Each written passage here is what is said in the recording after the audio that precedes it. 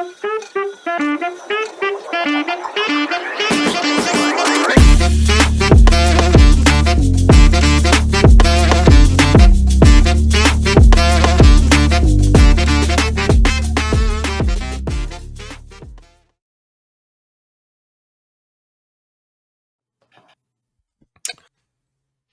right, Mordecai said. He pointed to one of the petals at the top of the flower. Oh, are we live? Hi, everybody. Welcome back to another exciting episode of You've Already Peaked Gaming Podcast, turning into a book club podcast. But this week, we're talking about gaming and books in this club podcast, featuring your host today, Locarthemanbeast, and also featuring me, the LobsterDust. Uh-oh. What's up, Pablo Escobar? Oh, this is just a little... It's nothing. It's new. It's new? It's fine. It's new. Yeah, you know. It looks like it's made of... The finest silk. Is it? That's available on Amazon. Temu? Yeah, you know. I well, I got the Chili's chain to go with it. I got the short set. I'm just It's a lounger. Gotcha. Okay. You know, I thought you actually picked up like just a fucking weird Colombian t-shirt to wear today for the podcast. No, I'm just balling like that, dude. Balling Like that. So we're making money? We're making money? Well, Temu. So I just, you know,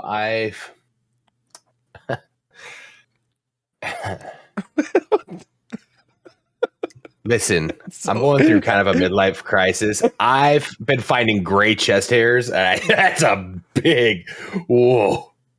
Okay, real talk.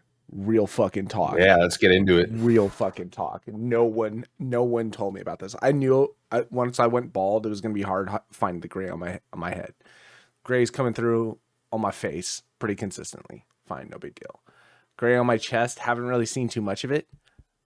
Yeah, well, you have 3 chest hairs, Trevor. Yeah, I mean, it's oddly easy to find on me now. No, dude, there's so much hair, dude. I'm a fucking furry man from the like I said, it all just migrated. It was like watching like an 80s sci-fi alien film. Like all my hair just went, and then you know where it wound up? It left my head and wound up on my shoulders and my back. That had never existed. I found a gray hair on my balls. Ooh, I haven't looked. That was a weird one, dude. That was because like I'm usually pretty clean shaved. I like take care of that. Gray bush, dude. That was a weird one because I looked down and I was like, is that just like blonde, like super blonde? You know, it could have just been like awkwardly blonde. Like I did just watch the Barbie movie, so I don't know, dude. It was weird. That was a weird one, dude. And it plucked out like a normal gray, but it wasn't like, okay, you know how like your normal grays are like a little thinner than most, but they're like long, yeah, and like wiry. Yeah, they're like they come straight out. Yeah, it was just like a normal hair, but it was just gray, and I was like, dude, no one explained that my nuts were gonna get salt and peppered. That's not shit they teach you in school. That's the stuff you have to find out on the streets. Yeah, and usually not like it's like a homeless guy that teaches you. Yeah, exactly right. On accident. Dirty Mike of the gang. Oh man. Okay, talking about Temu. So I wanted to see what Temu was all about because like I know. No, don't. I already fucked up.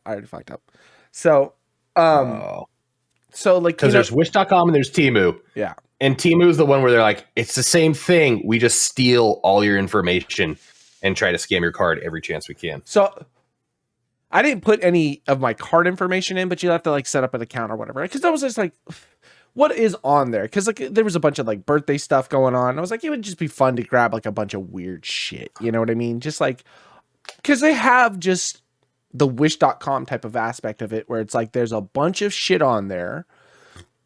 And it's all fucking cheap price. And I was watching a couple like TikTokers or whatever, and they had purchased a couple like graphics cards or whatever from there. Like there's a guy who does like graphic cards review from like shitty off-brand Chinese companies that you're like, and then they come like someone just like throws it in a package with like some newspaper and ships it to you. And he's like, fuck. And he like gets it and he like plugs it into the system. And he's like, dude, this is like one of the 50 series cards. This thing is like badass. And he's like, I got it for like $100 or whatever, you know? So there's stuff like that. So I was like, I was just seeing what was on there. And you know, it does the thing where it's this like, is how house fires start. So this is exactly right. Well, it's like you put your cart together or whatever, and it's like, okay, these are the savings that you made. Like your entire cart is worth like, you know, $200 or whatever. And like, it's like, oh, okay, fine. And then it goes to the point of paying and they ask a bunch of weird fucking questions for you to get to like the checkout point. And What's that's your mother's maiden name? Yeah. It was just like, yeah, what blood type are you? Like, I was like, all right, that's where I'm going to put the hard stop. Fuck it. Cool. I got to see what it was about. It's not worth me going that much deeper. It's not like China doesn't already have all my information for the shit I buy online anyway, but touche. I'm not going to give them any more. I'm not going to give this company any more since there is so many problems. Once a week, because I never emptied out the cart. Once a week, I get like an email notification saying like, hey, the prices in your cart have changed or whatever. And so I had like, I don't know, 20 items in my cart that I had just like added in while I was like looking through stuff. So it was like $200. I got a notification the other day. It was like, your cart is worth $1.27. I was like, what? Like I can buy all those things for $1? Like get the fuck out of here. Something's not right here, man. Desperation. Yeah, please just send us anything. So. It's a nice shirt. You get that at TwitchCon? I did get it at TwitchCon. This is the first time I've ever worn it. Yeah, I don't even know where. Actually, I think mine is in just like a backpack. I think from TwitchCon. The reason why I hadn't worn it is because it was one. It's like it was a very special thing for me that day. But I just wanted to keep them nice. I try not to like use swag shirts a lot of the time, but I was just like, I grabbed something. This is a fucking nice shirt, dude. This is like, oh, it was heavy. This I remember, is like it was well made. nice quality shirt, dude. Oh man. That's why their game's such trash. They put all their money into merch. It's a great game. The community has made it a good game. They gave them the foundation from which they stand. There you go. That's perfect. Just like America. Oh, I saw you picked up Monster Hunter, huh? Yeah, I picked it up. I had it ready to go. I was like, all right, if we have some free time, I'm gonna try this. Haven't done it. It's just that free time part. I've updated it again. I don't understand how you. I'm hoping by the time I actually play it, it will be optimized. It's not bad. I have had no issues. You're on a 3080 though, right? Yeah, the 3080 Ti. Yeah, this is a 20. Yeah, I know. No, I agree. I agree. But I mean, like, I'm also running it at ultra with no issues. So I'm assuming if you dumb it down just a little bit, like just crank something, because they got a lot of shit in that menu, and it's like, I guarantee some of the stuff is not necessary. Like some of the ambient occlusion stuff, you could probably like track down. The game would still probably run fine. There's a lot of shit going on screen. Like I said, I don't think that the game has any issues outside of what would be network problems. You know what I mean? I don't think the game runs bad at all. I think the network stuff is where it gets a little crazy. And I think when you have, because there's a couple different places you can go where you can be in what would be a like an open server or whatever with other hunters that are playing, I guarantee that's where people run into more problems because of ping issues and whoever the hell you're tagged up with based on your Monster Hunter rank. But like when me and Sean play, I just start our own private session. So there's no other, it's just us. And it's very, very infrequent. It's usually the only lag I see is like when we first load into the game together or we're first hunting a monster together. Like if I SOS and he jumps into the game, I feel like the game like kind of like tries to figure out what the fuck's going on, and then it's good to go. But it seems pretty good. Me and Sean played, God, I don't know, sometime earlier this week. Wednesday maybe, and we sat down, we were plugging, we were having so much fun, and then the power went, dude, there was a monsoon that just showed up. Like I was just sitting in here playing, you know, and I got like, you know, the blinds are they're open, but when it's raining out and stuff, it's still kind of dark in here. It was only maybe about like 3 o'clock, 4 o'clock, something like that. I got home early. We sat down, we're playing, no big deal, blah, blah, blah, blah, blah. All of a sudden, boom, the whole fucking power goes out in the house. And I'm like, oh shit, did I trip something? Like, cause there's enough stuff plugged in here. I'm like, maybe I fucked it up. And so I leave, because now, I got my carnival popcorn machine. I've got it's just like a menagerie of fuckery lighting the walls. Oh my God. Yeah. There's just like, I have a robot that just slowly puts a fork in an outlet every 5 minutes. Like it's literally just like an extension cord that has like 3 plugs and then another extension cord running off of that, and then another extension cord running off that, and each thing's just plugged into the outside plugs. Yeah. Oh man. So I went enough length, it's like a fucking power breaker. So like I'm in here and I'm like, holy shit, the power goes out. And I'm like, oh, I take my headphones off. And as I take my headphones off, because I'm like, oh, check the breaker just to make sure I didn't trip anything, I've now heard for the first time what is happening outside. And it sounds like the only way I can like describe it is how it would sound if I was in the middle of a tornado. Like just wind. I was like, oh shit, what the fuck is going on? You got a lot of buildings close to you. That means like a lot of tunnelways for all the fucking wind to whip through. Yeah, absolutely. So yeah, you're probably hearing your building, the building next to you, the building next to that. You have all those like trees right by you too. That dog park that probably has shit that swings around a little bit. Yeah, you're so like I was at the center. Yeah, I was like, oh shit. So like I go out to the living room and I realize that the power's out everywhere, right? It's dead. And it like pops back on for a second and then it's like flickering and then it goes off again. And I'm like, oh shit, okay, we're like out of power. That's fine. So I text Sean. I'm like, dude, power's out. I'll let you know when it comes back on. And then I just stood like in my like dining room area looking out the door, watching like rain come in like this horizontal and like all the trees like and like the windows are rattling and stuff. And I was like, oh, where the fuck did this come from? It just came out of nowhere. Like 2 days ago? Yeah, Wednesday or something like that. Wednesday, something like that. It was fucking wild, dude. So much water. Yeah. That was a good one. Yeah. Yeah. I mean, I don't mind. I'm at a point right now where I am sick of rain. You know what I mean? Like I like rain. I love like when rain happens and like you can have those cozy days. You just sit inside, you know. I want light rain. Yeah. Yeah. I don't want wind with it. I don't want wind with it, and I don't want like the temperature, some of the temperature where like things just feel gross. You know what I mean? Like if you get wet, like you don't really warm back up, and then it's just like a humid thing if you get into a hot area. Like that transition between like outside and inside is like obnoxious.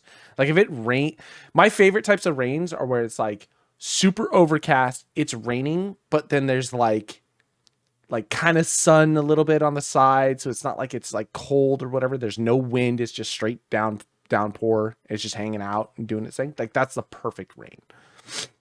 Yeah. Yeah, I like a Seattle rain, where it's like it's always kind of raining. Yeah, but it goes like off and on, from like a mist to this like a light shower. It's a know it's a coastal rains. Yeah, like that. Yeah, like, give me that. The temperature never really drops below like 60. Yep. Never gets above 70. Like, you just keep me right there. That's cool. Yeah. I do miss snow. We just got snow. Yeah, I was going to say, I know you guys did. I feel like that's and not heavy snow. Not like, oh, it's been snowing for 4 days and it just keeps going and Nobody going. likes that shit. You know what I mean? Like it's impossible to like that. But the idea of like when you look outside and it's like quiet and you just see snowfall and it's not like packing, but it's like it's hitting and you can see it stacking. But it's like mellow, you get like a half inch maybe. Exactly. Oh, yeah. We had just like little flurries and stuff. Don't like snow when you need to get new tires. No, that's not fun. Don't like snow when you're driving a fucking 4-banger Toyota Tercel. Listen, that Tercel was unstoppable. Dude, it was unstoppable. I turned around and I grabbed the Jeep. Janica was home for the day. She didn't have work. And I like literally like got to the end of the road, saw the snow hitting that, and knew that I had to go over Bucks Bar through Pleasant Valley, all that. I was like, nope. Turned around, grabbed the Jeep, went back out. It was fine. I mean, realistically, think about it. Like, you drove that Honda Civic in that area in the snow. Yeah, that's apples to oranges, though. We're Dude, different people. Yeah. You rolled that bitch. I used to drive out in a fucking like Toyota Camry with like one headlight missing, and just be like, "Man, it's a fuck day. I can't wait to drive as fast as I can." Yeah, I remember just like, but like laughing the entire time. Oh. Now it rains too hard. I'm like, this is gonna put 5 minutes on my drive time. Like, as you get older, different people, dude. I mean, it's different people because like we no longer have like the expiration Invincibility. date. Yeah, or just the expiration date we expected. You know what I mean? Like, I'm not gonna live past this point. Fuck it, who cares? That was the thing. It was like, I remember driving in the Tercel or even in the Jetta out on Bucks Bar and being like, I'm not gonna get in the groove lanes of the snow. I'm just gonna pull off into the snow pack and just see what happens, like middle lane or whatever, and just watching the car, like yeah, let's go, baby. Yeah, Mr. Fab's playing. No. Oh my god, man. Yeah, different fucking times. It's like, goddamn. Well, now there's also monetary value invested with it. You know what I mean? Like the Toyota, like cost me like $500. The Jetta cost me like $600, and like that took me years to pay off at that point in time. Like, and it's one of those things. Like if I busted, it's like, all right, whatever. That's just fucking youth. Now I'm like, if I wreck my car now, it's like I don't have an opportunity to get a new one. $500 cars don't exist anymore. It's like, nope, I agree, man. I mean, they do, but they're, you know, but they don't run. No, they're not even buckets at that point. You know what I mean? Different fucking times. Yeah, but it's like, is it better? No, man. Like, no way. No. I've been like on my drives, I've been listening to nothing but like 80s music lately. And I'm convinced like we just shouldn't have progressed as a society from the 80s. We should just stayed right there in that bubble. Yeah. What came past that? Okay, wait, slow the roll. 80s was dope.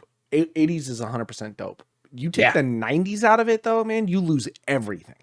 Everything. I think a worthy sacrifice. I don't think so, dude. Wu-Tang? Nah, I don't care, dude. What? Fucking no. Like, just leave me with like the Roxettes. She's got the look. No. Fucking like in a Trans Am. Give me a jean jacket. Mullets are never go out of style. Fucking let me live there. Forever. Mullets was not 80s. That's early 90s, baby. No, that's late 80s. I know we're splitting hairs, but we are splitting hairs. Yeah. Okay. All right. Okay. Because realistically, here's the 90s. The 90s are CGI in movies, right? You have overrated. Jurassic Park. Was Jurassic Park 90s? Yeah. Oh. Okay. You have the boom of the original video game industry. Yeah. You have some of the best and most interesting vehicle. Okay. VTEC is when it comes out in the 90s. Like the early 90 VTEC is like some of the best quality VTEC. Don't give a shit. Don't give a shit 90s, about VTEC. 90s. Keep your VTEC. I'm talking fucking Firebirds, baby. I'm talking fucking IROCs. Yeah. No, great fucking vehicles, man. I mean, give me a 67 Every Chevy. BMW's a Land Shark. Just fucking cruising through. Fucking Leave me there. Diving boards that come out fucking 5 feet in the car. No, I am on the same point. If I could have a fucking 86, you know, or like I would still take a 90, like a 92 E30 or 91 E30. Baby girl. I'm telling you, 90s is the kicker point, dude. 90s is the kicker. That's the end of it. Give me a 70 fucking 9 2002. You know what I'm talking about? Those dude. little fucking dude. The birthplace of all of the E fucking dude, models. Just 2002 is this weird pudgy looking fucking thing. God damn. How do we appeal to the BMW audience when everybody's buying the Volkswagen Bug? Yeah, no, exactly. Exactly. Oh man. Yeah, no, I agree. There's an older time period that exists. That is just so sick too, because like even going back farther, like we were talking about this the other day, like old movies and shit like that. Like I people say that that idea is like, oh, I was born in a different time, and like I was reading this thing, it's like every time period is shit. Like every time period is shit. Like realistically, the people that lived in said time period that you like romanticize about was probably shit at that time period. Like everybody will always be like, I was born in the wrong time. Like you talk to someone from fucking, the 1920s or whatever, and they're probably like, oh man, 1875 was the fucking shit. That's where we need to be. You know what I mean? So there's a lot of that goes on. But for me, 1875? Yeah. Fucking, yeah, my cousin died of dysentery. This shit's tight. I'm just saying, man. Mo, he got scalped yesterday. Yeah, but think about it, man. Like turn of the century, like 1900 turn of the century. Like you're coming out of like American Revolution time period. You're coming out of like the industry revolution, like the boom of the time period where like coal and like shit. And there's still people like riding horses. Get to like the 1920s. All of a sudden 1920s is like gangsters and like cities are under like law, and like you're starting to like run into like this dystopia where government is trying to control shit, and you're pre-war but you're post-war at the same time. Everybody during the 20s was probably fucking, the reason why everything was so crazy is because people were like, we're in a George Bush. We're in a lawless time. Thanks, Obama.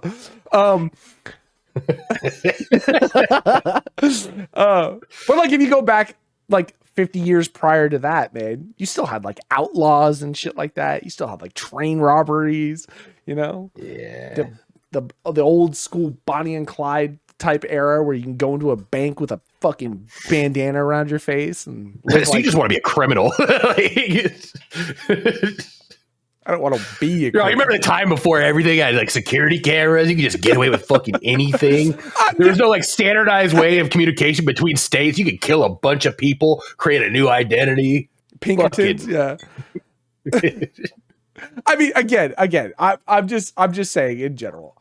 But for me, I would love to have existed during either the 20s, because I think like that lifestyle would have been my calling, or the 50s, where there was like, we're post-war, we're like rebuilding. There's a boom in like crazy industry that would have like, for business and stuff like that would have like, the 50s would have been a hot point to be at. 50s would have been tight. That's for sure. But I still want some of the technological comforts. And that's why I think like 80s is a good cap off for me. I don't need the 90s. I love the 90s. Don't get me wrong. But I think it's like, see, we would have been in a different, we would have never met if we were in the 80s. If the 80s was the cap off for us and we were adults in that time period, you would have been at fucking the discos, doing Tina Turner shit. I'm sorry. I would have been. You think you wouldn't have heard, you were taken to the 50s, right? Okay.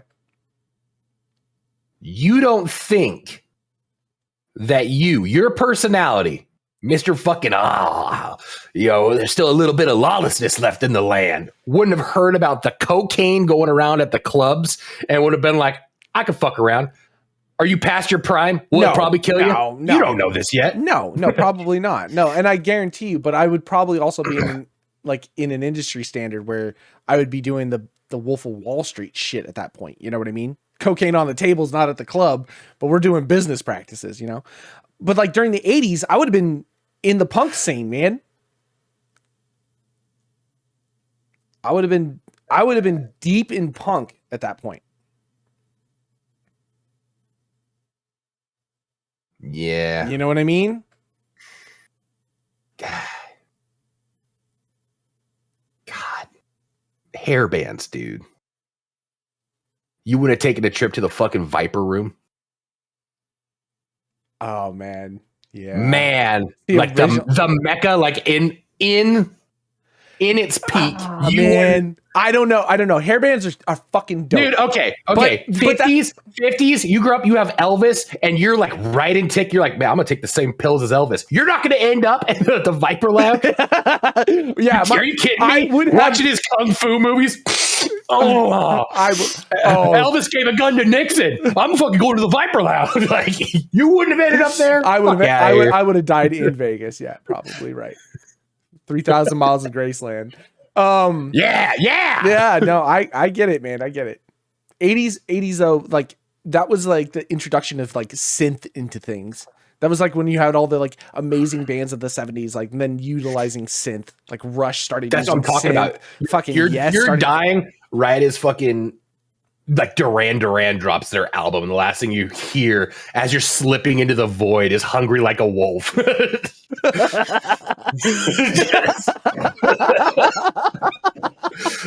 eye dilating, you're just just fucking bottle next to me, just like going in and out of consciousness. Oh man, telling you, cap it off there. Maybe your family likes you, it keeps you on life support, and last thing you hear is NSYNC's "Bye Bye Bye." You'd have to make it to the 2000s.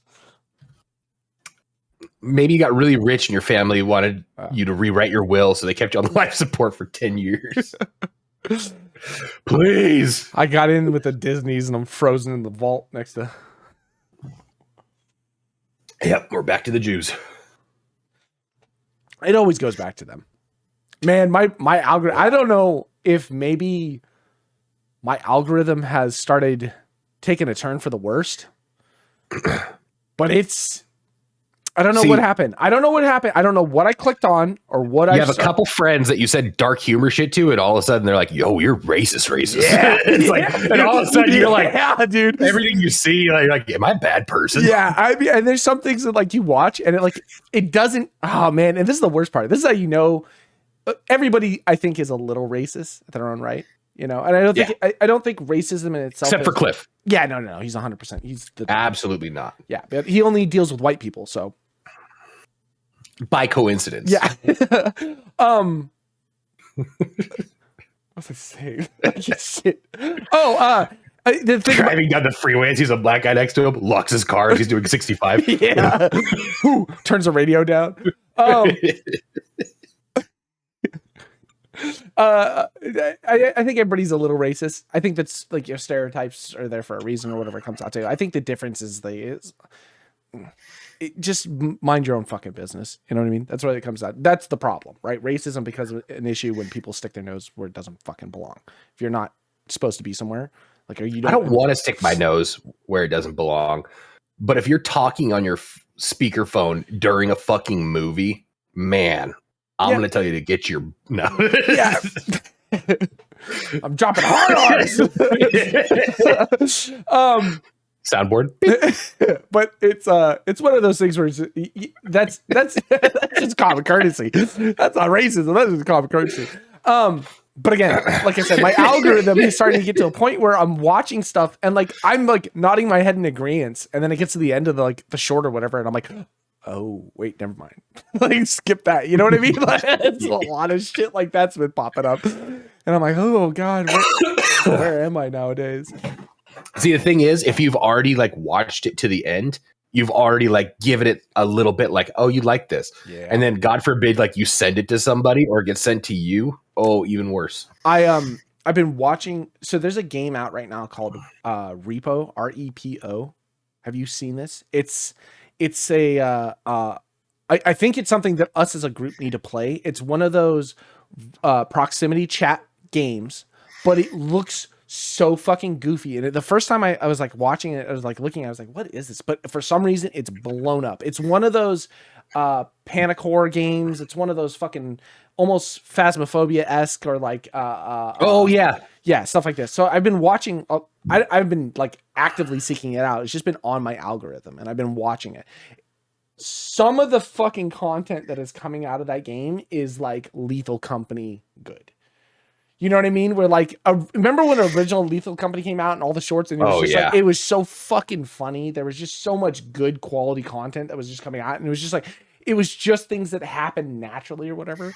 I've been watching this game pop up and it is so goofy. Something about the way that the characters interact or look and like these weird tin can like things in their eyes, the way they move, like when you're playing in game or like you turn your camera. And when you talk, they've got like a full Muppet effect where like their mouth jumps open. I have been dying watching this game, just fucking laughing. Well, it's also one of those things where it is Lethal Company, where because of this proximity chat, monsters that are there, you have to remain quiet in certain points or whatever it comes out to. And there was one that was like, dude got murdered by African songbird or whatever. And like, he's like running, like him and his buddy is running. He's like, come on, we gotta hide, we gotta hide. It's like, stay fucking quiet, man. He's right around the corner. And they're like hiding in a thing. And then you just see this guy's mouth with beep. And the thing just comes in and kills him. It's so funny. I live for shit like that. Oh man. It's just, it's comical. It's so fucking funny. It's like, there's like pits or whatever. I watched this one guy and they're like trying to maneuver their carts because you have to collect items or whatever, like Lethal Company for money. And guy's like, don't fall in the pit, don't fall in the pit. And like his other friend is like, I dare you to jump in there. He's like, don't do it, man. He's like, I would fucking do it in an instant. And the girl that you're watching, she's like, I double dog dare. He's like, double dog, fucking go. And like you see him like hop in the hole. And he's like, ah, and like the whole mouth and the flip. Oh, it's God, it's just, it's good. It's funny. It's a good party game. I think it would be a great experience to like have a night with that game, you know? I got another one for you. LobsterDust. Have you seen any clips about that? LobsterDust? No. LobsterDust. It's like, it's almost like a top-down, like dungeon crawler-esque, like hack and slasher. Okay. And you're like moving through like dungeons, and I don't know if they have like a tank system, like a tank DPS, gotcha, heals type thing. But you're like these like characters that are going through, and you're looking through stuff. And if you get like overwhelmed by monsters, the way that you increase your running speed is by screaming. The louder you scream, the faster you go. So people are. Ah! I just picture Sean just leading the fucking charge. I think it'd be a fucking great fucking time. There's another one I just picked. So because spring sale is going on right now. And so because of spring sale, it's one of those things where I've been kind of like collecting some smaller games that I was looking at. There's one called, oh God, what is it fucking called? You play as a group of people that are like news reporters or whatever.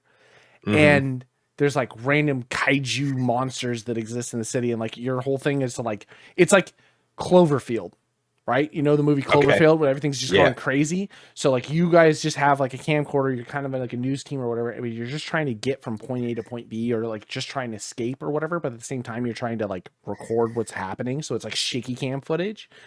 And it's just fucking, it's so comical because it's just so much crazy stuff going on. I'll have to remember what the game is called. God,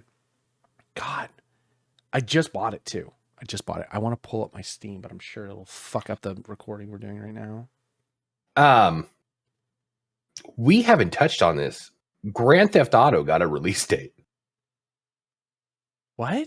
Grand Theft Auto 6? Fall of 2025. An actual release date or just a fucking general overall arcing idea of fall 2025?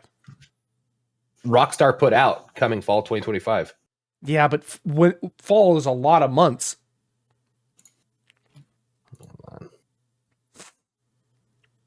It's like I kept seeing it, but I was like, okay, this is gonna be one of those things, you know, like somebody said, like, oh, because of this commercial that hints to this, but like they said, Q3, Q4, 2025. Yeah, so it's still ideaed for then. I would, boy, oh boy, I didn't think we were gonna get it for another like 2.5 years.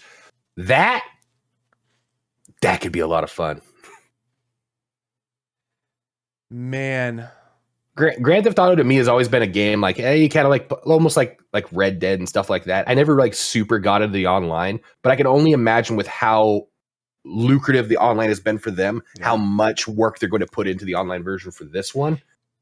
Okay, so here's my only negative gripe with that, and I don't have necessarily the negative gripe as in like I think it's going to be bad, but I don't want it to turn into Warzone, where the whole fucking game focus is just going to be that online. Exactly, but I do know that that's the game's premise, right? Like at the end of the day, like Grand Theft Auto 5.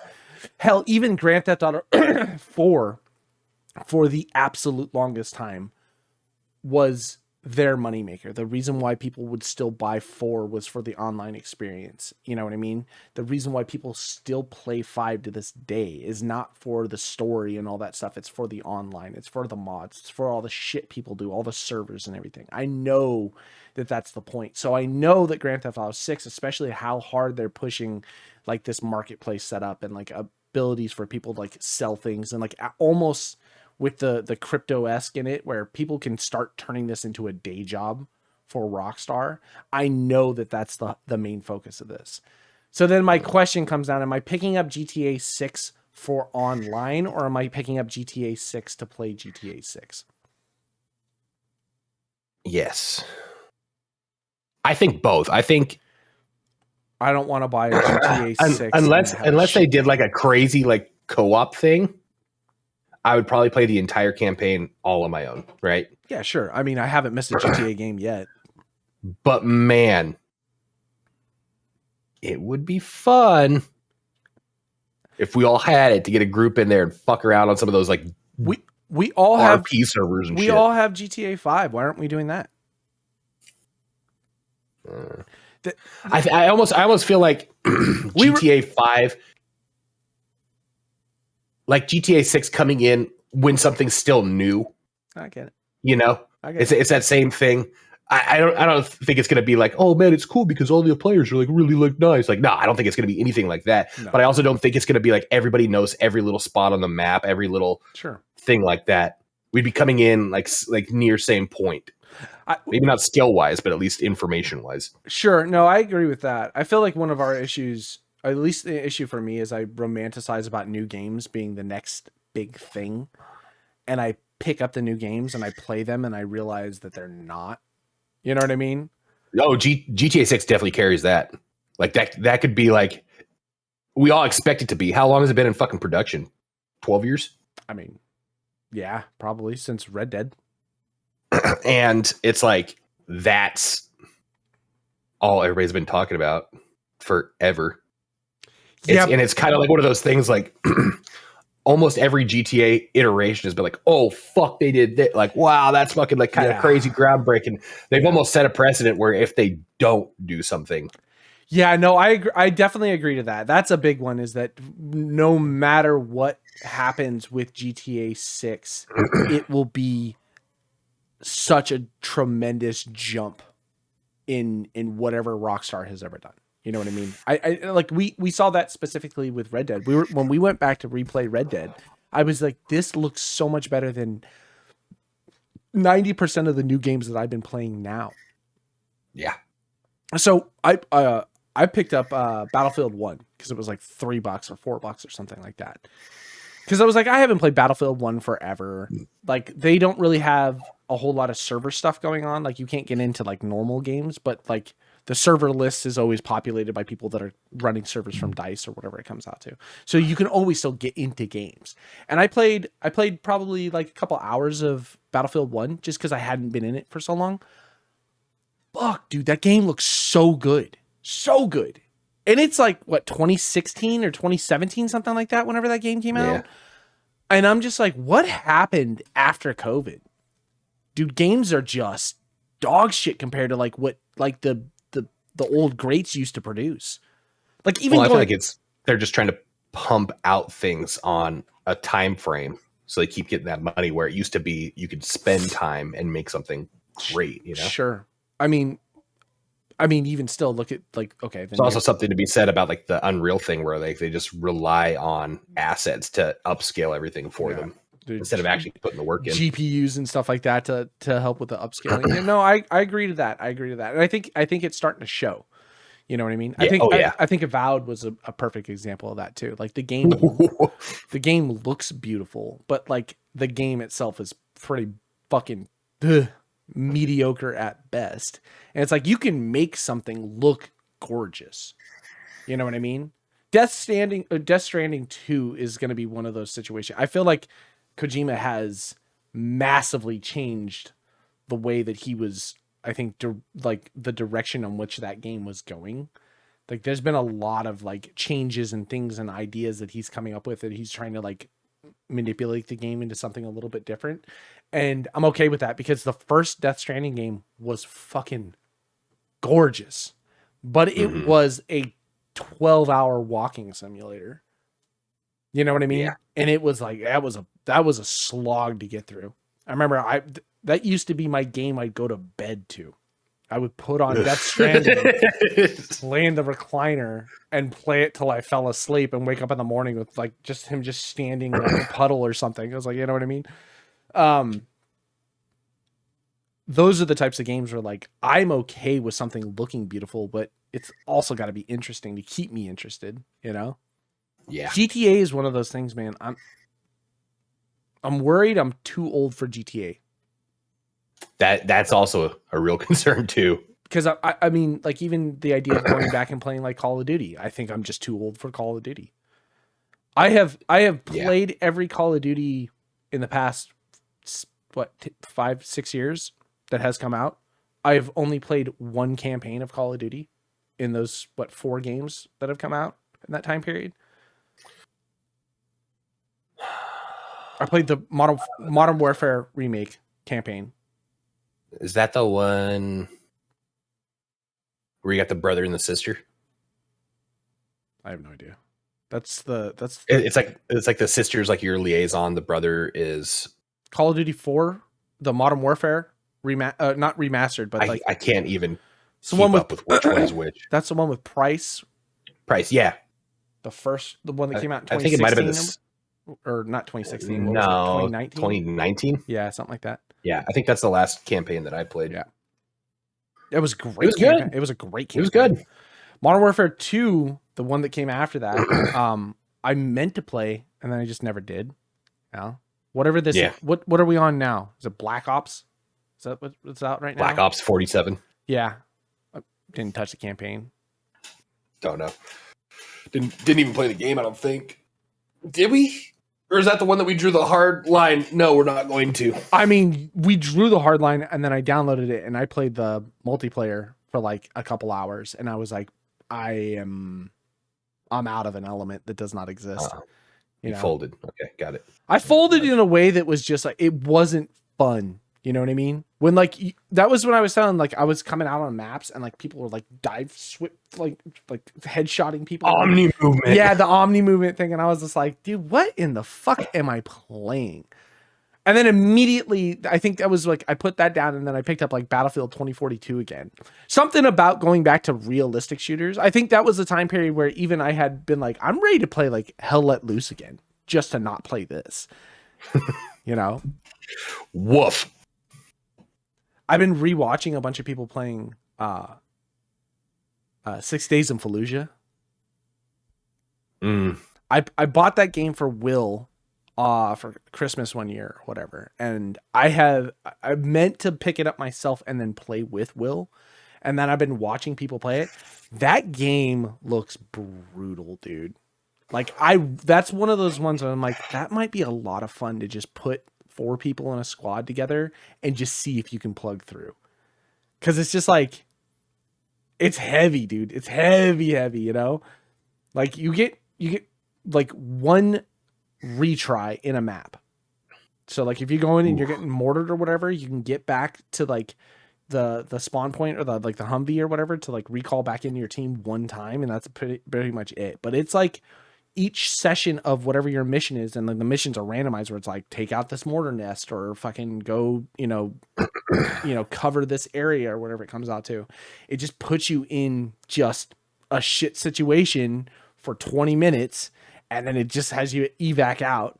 And it's like fucking heavy. And like I've been watching people play it and it's like this seems like a lot of fun. But I also get what people are saying is like, if you have PTSD or anything like that, it's like one of those games that will like kind of trigger it because there's a lot of fucking crazy shit. Yeah. Another big one too that I wanted to play is Body Cam. Yeah. Yeah, Body Cam looks, they've done a bunch of little small details and updates with that game. Seems like it's one of those ones where it's very niche and it doesn't, I guess the population is kind of like dwindled because there hasn't been much going on with it. So I feel like finding online matches is going to be the issue. But just watching people run around with body, like playing that game, like the way they peek and stuff like it looks fun. Yeah. There's something to be said, and I know we've touched on it before, but like when you take it like Body Cam, like it's not like groundbreaking graphics by any fucking means. It's actually like quite shitty, but because they're doing it in like a Body Cam style and we're so used to seeing Body Cam footage, it's like they've really touched on it. Like it makes it feel more realistic than what hyper realistic graphics would be. I was watching there was a guy who was doing videos on like niche single player multiplayer games that you could play in between waiting for updates or whatever, and like that was one that he had came up and he was playing it and he was like, there was something about that game while I was playing it, I had to keep like almost reminding myself that like, oh fuck, this is a game. Like this is just a game. Yeah, you know what I mean? You're not watching a video. Yeah, exactly. Yeah, and I think that's a crazy thing to think about as well, where it's just like it'll get you so immersed in the situation. And that's why I'm like, man, it'd be so cool to like see that game pop off and actually go somewhere. But I think it's like two guys that are making that game.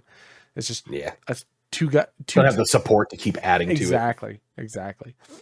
And that's what they were trying to add, like a zombie mode or whatever into it. So they were just like, it has some co-op playability, but also some like ability to keep the game running for a little bit. But I don't know how far it's gotten. Yeah. It sucks when games like that have the potential, but don't have the support. But then at the same time, if you do have the support, a lot of times you have like a publisher that's like, no, we'll do this. And like, it's a real double-edged sword. Well, it's also I think a big problem with it too is the attention span of gamers nowadays. No one is like Aaron, who is still playing fucking EverQuest from 1999. You know what I mean? Like there's those type of people are a rare breed. Like when you find your game, like the Cliff with the Dotas, you know, the me with the 7 days, like games that are old, but you can still keep going back to. Like, think about it. What game is yours that you can just like, no matter where you go in the world or what game comes out, you always find yourself going back to replaying? I don't even know if I have one. Yeah. Part of me feels like it wouldn't just be a game. It would just be a level, and it would be Truth and Reconciliation on Halo 2. But I've never like, all it takes is for me to fucking like buy a Halo 2 copy off of fucking eBay and pop it in a fucking old Xbox. I mean, you have Game Pass, so you got the Master Chief Collection. You can just play it. See, so I could, right? Yeah, but you don't. But I don't. So at the same time, I don't think that I really have that game, you know? Yeah. And that's sad. It is sad. That's sad that I don't have the comfort of that. That's like it's like going back and watching an old movie that's your favorite movie and you can always put it on no matter what, or reading a book that is your old book that you can always go back to rereading and you find joy in it. It's the same thing. Don't even get me started on book reading right now, dude. I finished book four in like a day and a half, dude. It's Skyrim bad. Dude, it is Skyrim bad. I finished book 4. Sean has my book 1. I finished book 4, closed it, and was like, I have to go rebuy book 1 because I'm going to start the series over again, waiting for April. It's I get irritated when people like just like ask me questions. Like I'll have like the Kindle like at work, and I'll like be here, and like I'm waiting, like I have 15 minutes until like my patient like is finished with check-in, and it's like it's time to come down. So I just have it there, and like the phone will ring, and I'll just like the rage that I get, like you've interrupted my time. Like I'm like on lunch. All I do is fucking read. Yeah, dude. I haven't read this much. Well, no, I was gonna say I haven't read this much in forever, but like that's not necessarily true either. I read a lot. I think even last year I read like I feel like I read a decent amount. This is obsessive reading. This is like yes. Harry Potter first came out, and I'm waiting for the next book to come out. Like, yes. Like I don't know the last time, and I think this even rivals like the Harry Potter. Well, I think the Harry Potter took so long. You know what I mean? Every book was like a year and a half before it came out. At least for me, or fuck you and your Kindle, but like for me, I'm basically waiting a month before the publisher puts out the next hardback.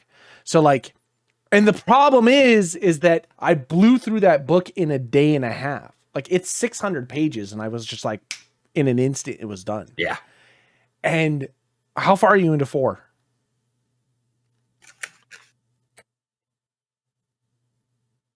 66%. Okay, dude. Sean I got to 50%, and then the last like 2 days, I've just been like creeping through it. It's pissing me off. Like the way he, oh my god, I fucking love. I think the brilliance about him is this is a book club section. Like we read the first one, and it kind of seems like, hey, I'm going to start writing like during COVID. Like he almost writes, not that his writing's bad, but it almost seems a little immature, like just like silly fun, like with a good idea supporting it. And then like you get to like book 2, you get to book 3, you get to book 4, and like character growth, story growth, you really start seeing the depths and like the foresight that he has and all this. Like, I don't know. Has he put out other stuff? No, I think this is his first thing. Sean was telling me, because he was saying about fucking coming in and making your magnum opus right off the fucking bat. Sean said that he there was a forward at the beginning of the book, and I usually skip forwards and all the extra stuff because like I for me it's usually where a lot of authors would like dump their bleeding hearts and stuff into certain aspects and like kind of almost taint whatever the story is because they're trying to like their statement or their feelings or whatever. It's like reading the fucking blog post before the recipe. You know what I mean? Like I don't care about that shit. Just give me the recipe. And so I usually skip it, but Sean said he read it and he was like, the dude just said like, I started writing this during COVID and it got to a point where it was, you know, we all kind of lost ourselves in COVID, didn't have an opportunity. I just put this out. And he's like, and then I never expected this to become what it was. So thank you very much for that. And so, because if you look at when the book came out, it was like, I think the first book was like 2020. And then the second book was like the end of 2020 or beginning 2021. And then the 7th book came out in 2024, the end of 2024. So like in his entire writing has only been this span of 5 years, 4 years or whatever for this series. And so That's he's incredible. He's pumped them out. But if you, the way that you read the books too, and like, it almost pisses me off because I have to remind, me and Sean were talking about this, I have to remind myself to slow down when I'm reading because there's so much of it. Like I know the way his writing goes where it's like the beginning bite of the book is like him world building whatever floor he's on, or, you know what I mean? Or like some of the, like book 2 and book 3 were like half floors where like he finished up one floor, then moved to another floor. And then the next book was, he finished up. Book 4 is him just completely in this fucking floor. You know what I mean? So I would like speed to read up, like to get through the world building portion of it, because I always knew the tail end of that, the last little bit of them in the floor was when all the shit went fucking crazy. You know what I mean? And so like for this book, I just slowed down and I read the whole thing, like made sure that I wasn't speed reading. I think I started that around like book 3. I was like, slow the fuck down, read this because you're gonna miss context. You're gonna miss important points that'll play up later. The end of book 4 is one of those things where all of a sudden you're like, this whole story is going to take a massive fucking turn. It's just, it's that perfectly played out to where like the last 50 pages of the book is like, you're like, what the fuck is going on? And then it's like, boom, boom, boom, boom, boom. And you're like, oh my God, dude, it's so good. It's so good. And I'm trying to do my best to like not ruin it. I like almost bought like the Kindle stuff to like just have it. And then I'm like, nope, just be chill. I think it's like April 20th. The next book comes out. I can wait a month. It'll give me enough time for me to like go back in and reread all of them. I mean, if it's taking me a day to read a book, trust me, I'll fucking plug through the story 4 more times before the next book comes out, you know? Yeah. Because I want to go back and reread book 1 and book 2. Just because as of right now, finishing book 4, I want to go back and reread book 1 and book 2 because I know that there's context in there that I missed that means something now later. And so, because like when you read book 1, you're just kind of like, all right, I'm interested in the story. By the time you get to book 2, you're like, it doesn't seem as developed as it really is. Yeah. I think that's like the most, it's even more impressive that it's like, oh, he's been writing for 5 years. It's like one of those things like where like he's just a conduit to the story. The story existed and they're just like, we choose you, and it's like push himself into him. I also don't think his writing hasn't gotten better or worse. His storytelling hasn't gotten better or worse between the books. I feel like he's like, it's just more evident. It's just like, more evident. Yes. Yeah. Absolutely. That's the crazy part. Yeah. It's such a, it seems like very non-assuming, and it like quickly you're like, oh fuck. Well, and just how well he's able to write the story in so many different, like, it's through the eyes of Carl, you know, Donut's there, you know, you've got, you know, Mordecai on the side of it. You got Katya. Like there's all these different characters that are playing around. But one of the main things that I'm realizing now is that he's written another character that's so fucking important, which is just the AI. Yeah. You know what I mean? And I've kind of like, it was always something that popped up, but now the AI has its own like personality and like, and things will happen. Like, did you get to the part with him like the feet? Dude, I keep like forgetting the feet is like one of the best callbacks of the entire series. Like, because I forget about it, and then like something with the feet comes up. Ooh. Every time he does something, it's just like some like sexual daddy box, like kink box. Yeah. It's so funny, dude. There's so many like there's so many small things like that. And that's what I'm talking about, going back to rereading it, because I'm like, I know that there's so much of the stuff now that will make much more sense when I go back to reread this story. You know what I mean? Yeah. Now the question for me is that if you finish book 4, are you going to wait for us to get to book 5? Or are you going to fuck us all over? No. You're fucking us I'm definitely going to. You guys read faster than I do. I'm fucking with like my work and stuff. You're not finished. I feel like I plug through when I first got the Kindle and I had time off from work, I was able to do it. But with how much I'm working, I'm like crawling to a snail's pace. Okay. I feel like I'll probably still finish at the same time as you guys. Okay. All right. Okay. That's fine then. That's fine. I wanted us all. But now the kicker is, if 5 is being released, do they have a release date for 6? Yeah. So it's April 17th or 20th for book 5. And then it's May 19th for book 6. And then book 7 does not have a release date yet, because I don't think they've finished the publication stuff of it, because it's so new. So yeah. So that one, those two, I'll probably wait. Okay. So, because that's really what it comes down to. If you started book 5, like, I just wanted us, like, finally, now that me, you, and Sean have started this fucking book club, we're at a point now where we can all be on the same fucking book at the same time. Like, we can all finish book 4 and be at the same point where we can all converse about it.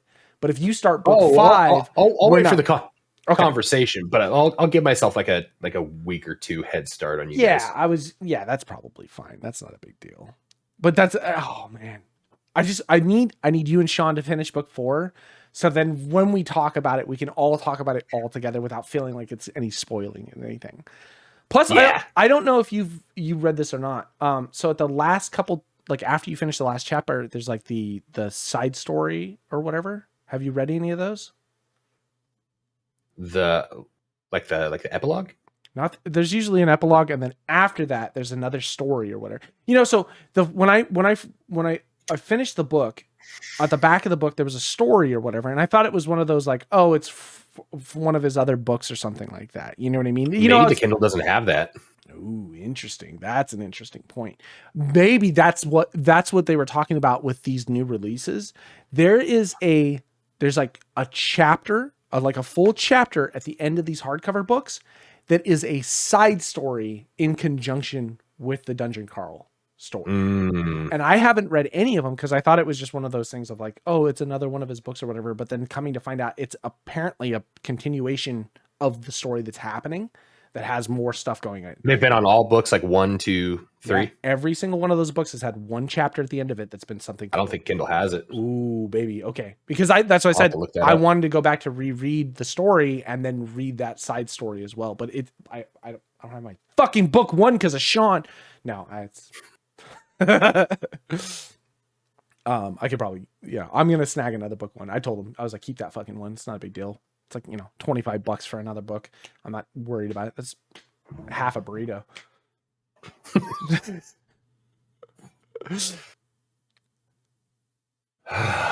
I'm so enamored with this story. Oh, it's so good. It's fantastic. It's so good. It's so good. And like I said, where book 4 ends, dude, where book 4 ends is like, I can't even talk about it because I know it'll spoil it. It has so many close references to other books and other storylines and other things where like, this is the trajectory in which the author is writing it. And this is where the outcome is going to eventually come to, because like me and Sean were talking about, if there's potentially 18 floors or whatever it is for them to get through this dungeon. Okay. There's only 7 books in this entire series. I've been thinking about that too. There's no way they're getting through all those different floors. At most, if book 4 is an entire dungeon, there's technically, and remember, they're getting to floor 6 next floor. The floor 6 is where they're going to start seeing all the new stuff because it goes in 3s, right? The faction wars and all that shit. And that's where everything starts to pick up. And you'll see where this next floor is going to be like kind of crucial to a lot of things that are happening because of how book 4 ended, to where I don't see them going many floors after this. I see them doing 1 or 2 more floors at most to hit floor 9. And then I think the book ends, or the series ends. That's what I believe. I think they're going to at least get to floor 9, or something happens to put them in a position where they don't even get through that fucking floor. I can see that, especially with like even just like the little things that I've come across, like so far, without spoiling it. Mm-hmm. Well, and I can see where there's going to be a change over a opportunity. It's on its way. Plus, there's only like 100,000 crawlers left. Like, they're dwindled, man. There's not a lot of people left in this fucking story. You know what I mean? It's coming to a point where there's not going to be many people left.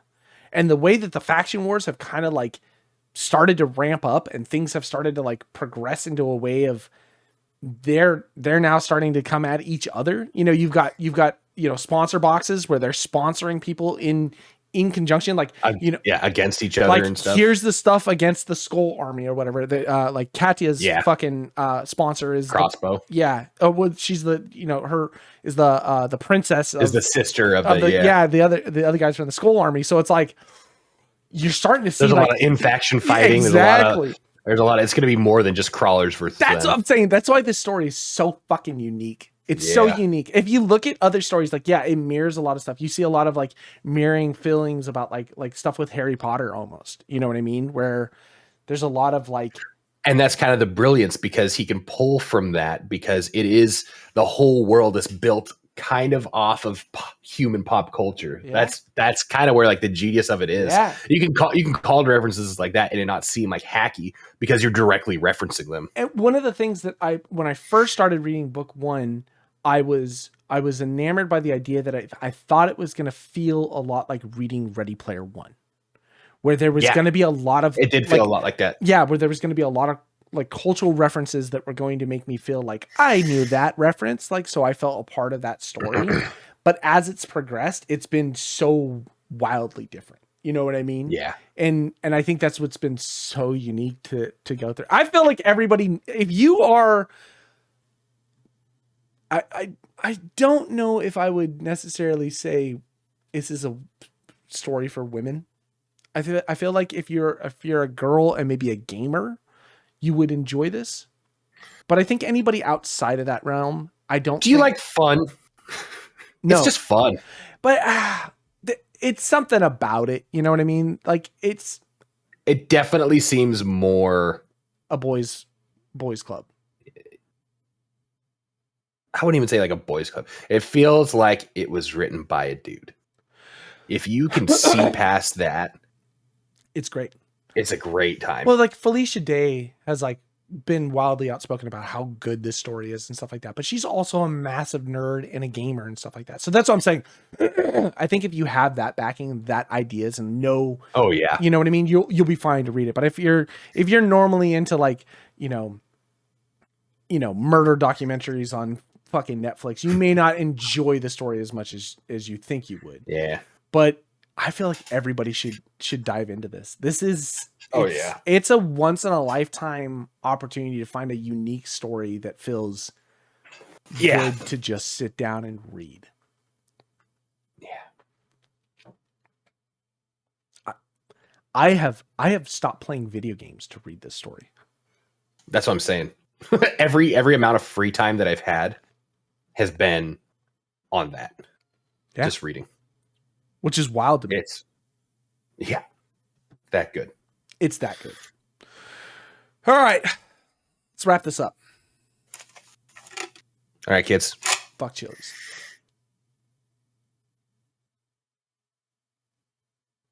All right, we're out of here. Bye-bye. Bye-bye.